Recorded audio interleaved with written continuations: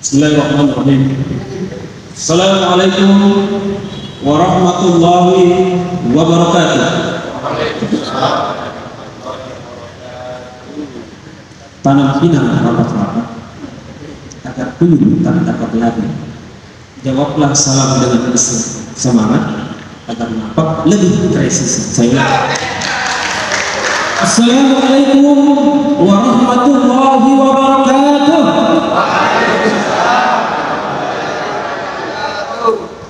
Bismillahirrahmanirrahim. Alhamdulillahilladzi jama'ana hadza wa ma kunna linajtami'a laula an jama'ana Allah.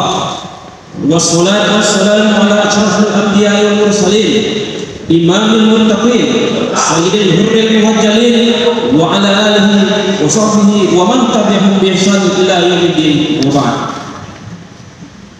Bapak Kasat Bimas dan Dewan Juri yang terhormat, teristimewa kepada rekan-rekan Babin Kamtibmas, rekan-rekan Dai Mitra Kamtibmas, dan rekan-rekan Dai Polri yang insya Allah dirahmati oleh Allah Subhanahu wa Ta'ala.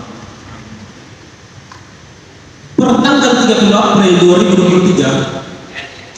2023, Lembaga Indikator Politik Indonesia merilis bahwa indeks kepuasan masyarakat terhadap institusi Polri itu naik dari sebelumnya menjadi 73,2%. Namun seiring dengan rilis tersebut, saya bertanya dalam hati, kenapa mesti 73? Kenapa tidak sampai 100%? Jawabannya kembali kepada pribadi kita. Sudah benarkah kita menjadi anggota Polri yang mengabdi kepada masyarakat?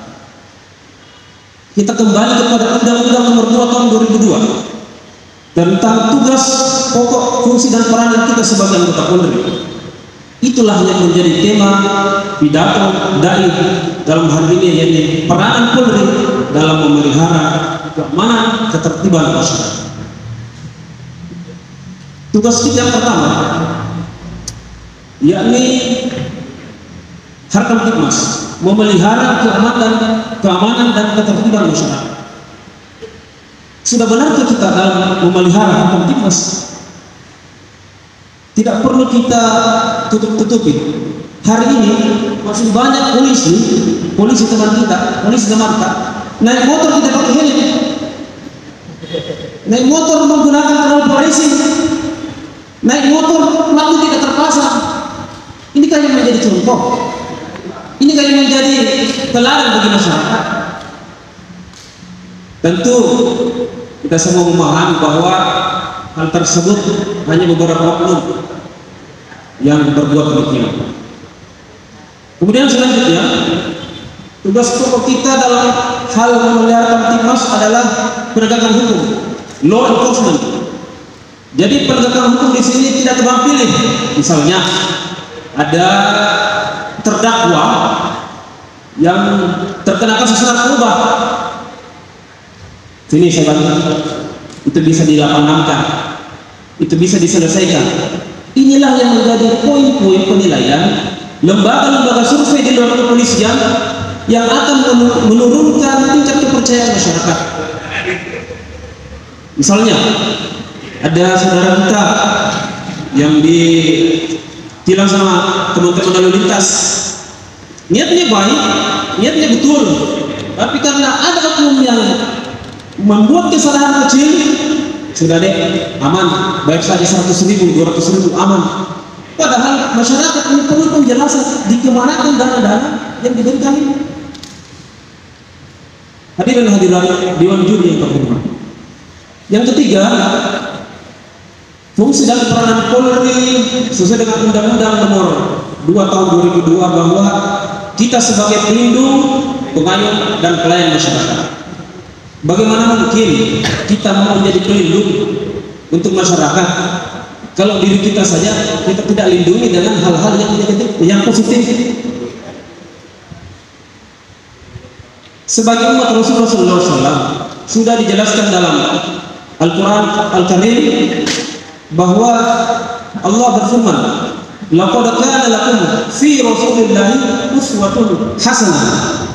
Sesungguhnya pada diri baginda Rasulullah terdapat uswatul hasanah, teladan yang baik untuk kita semua.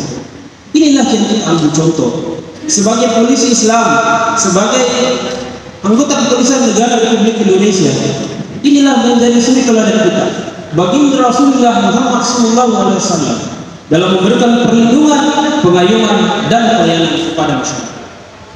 Terakhir, saya sampaikan bahwa menjelang pemilihan umum, kita sebagai anggota pemerintah boleh hidup dalam lingkungan politik, boleh hidup dalam peristiwa politik, tapi minimal kita jangan terlibat langsung dalam upaya-upaya politik praktis, apalagi sampai kita menggunakan institusi kepolisian untuk mengajak orang terlibat langsung dalam politik.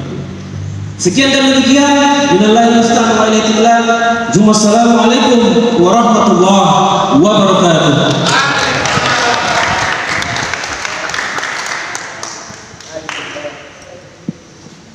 Alhamdulillah wa syukurillah.